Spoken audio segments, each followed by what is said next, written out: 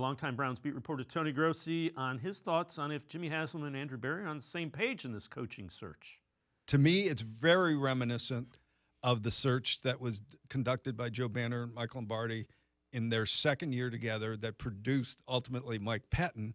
Remember, there was a little squabbling going on during the whole process between Lombardi and Banner.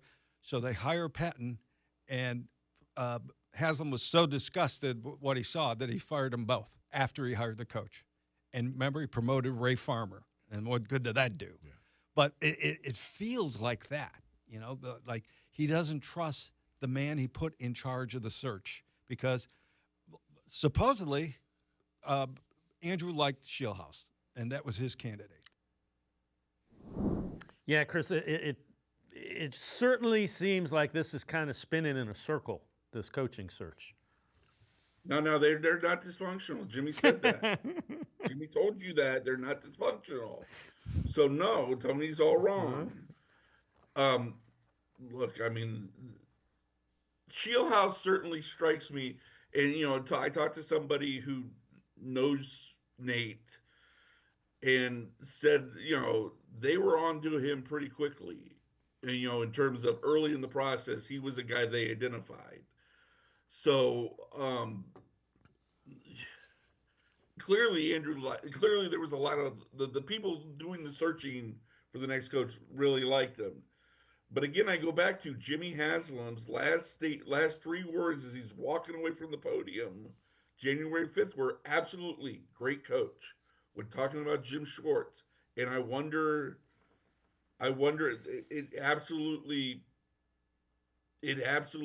would stand to reason that it's Jimmy Haslam getting getting involved in suddenly what seemed like a clear path to a decision that look, we don't know how it will ultimately play out, but a decision that at least I think the fans could get behind because of the the young up-and-comer, the McVay tree, all that blah yada yada yada.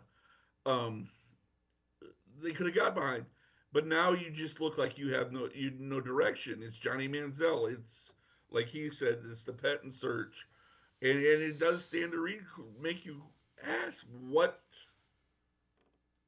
happens after the hire is made. Is there a ripple effect that, I mean, look, there's a lot of people that question why Andrew Berry was still employed by the Browns when they fired Kevin Stefanski. That was a legitimate question because of the state of the roster. And Jimmy stuck with them, but I just wonder if at some point there's just